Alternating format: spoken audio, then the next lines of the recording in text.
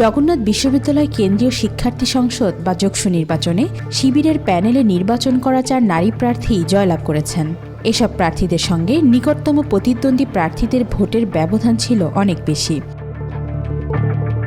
বৃহস্পতিবার সকালে যোগসু নির্বাচনের ফলাফল প্রজ্ঞাপন হওয়ার পর ফলাফল বিশ্লেষণে এ তথ্য জানা গেছে।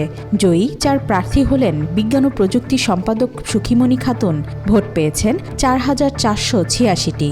তার নিকটতম প্রতিদ্বন্দ্বী হিসেবে ছাত্রদল সমর্থিত প্যানেলের মোহাম্মদ মুশফিকুল ইসলাম রাইন পেয়েছেন 3,176 ভোট। তাদের ভোটের ব্যবধান ছিল 1,350 ভোট।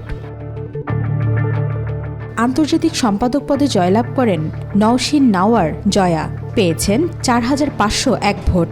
তার নিকটতম প্রতিদ্বন্দ্বী হিসেবে ছাত্রদল সমর্থিত প্যানেলের প্রার্থী অপু মুন্সি পেয়েছেন 2,316 ভোট। এছাড়া সংসদ পদে সর্বোচ্চ ভোট পেয়ে বিজয়ী হয়েছেন ফাতেমা আক্তার অরিন, তিনি ভোট পেয়েছেন 3,851 ভোট।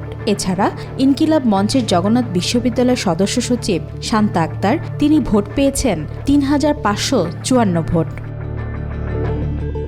এদিকে যোগসুতে 21 পদের মধ্যে ভিপি, জিএস, এজিএস পদসহ 16টি পদে জয়লাভ করেছেন তারা। এছাড়া ছাত্রদল 4টি ও স্বতন্ত্র 1 পদে জয়লাভ পেয়েছে। ওয়াহিদা পারভিন ইশিতা, আজকাল।